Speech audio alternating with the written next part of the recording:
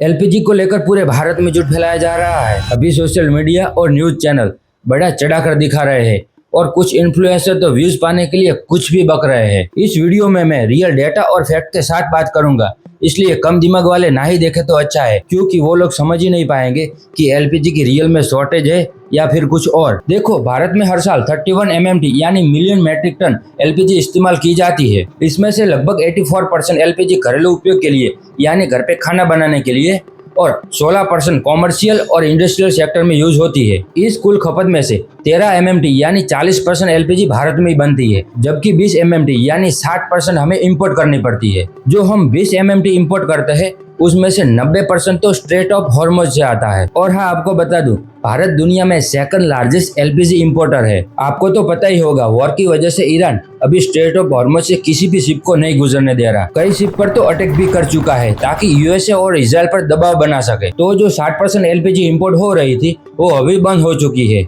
अब भारत को कहीं ना कहीं से ये 60% एलपीजी की भरपाई करनी ही पड़ेगी ताकि सब मामला कंट्रोल में रहे। इसलिए भारत ने एसेंशियल कमोडिटी एक्ट 1995 के तहत सभी कंपनियों को एलपीजी उत्पादन बढ़ाने का इमरजेंसी ऑर्डर दे दिया है। देखो, एलपीजी कहीं से डायरेक्ट नहीं निकलता, वो एक बाय प्रोडक्ट है।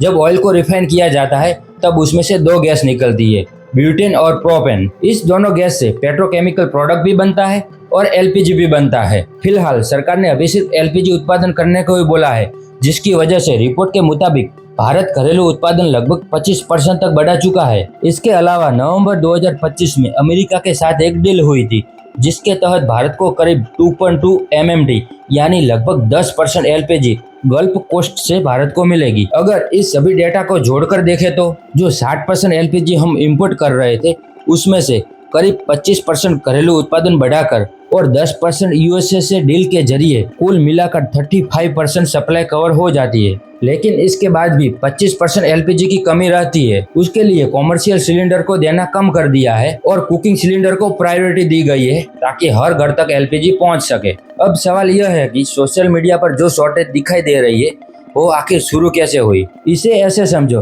अगर किसी एजेंट को डेली 100 सिलेंडर देने की कैपेसिटी है लेकिन अचानक 500 सिलेंडर की डिमांड आ जाती है तो जाहिर सी बात है शॉर्टेज तो दिखेगी ही। एक और भी कारण है शॉर्टेज का, ये जो ब्लैक मार्केट वाले एजेंट होते हैं वो जानबूझकर शॉर्टेज क्रिएट करते हैं ताकि यही सिलेंडर ब्लैक मार्केट में जानबूझकर हाई प्राइस पर बेच सके। हाँ, यह भी सच है कि वॉर की वजह से सप्लाई चैनल पर असर पड़ा है। इस वीडियो को हर भारतीय तक पहुंचाइए, अपनी स्टोरी में लगाइए और मुश्किल घड़ी में भारत का सपोर्ट कीजिए। चीजों को बढ़ा चढ़ाकर ना बोले।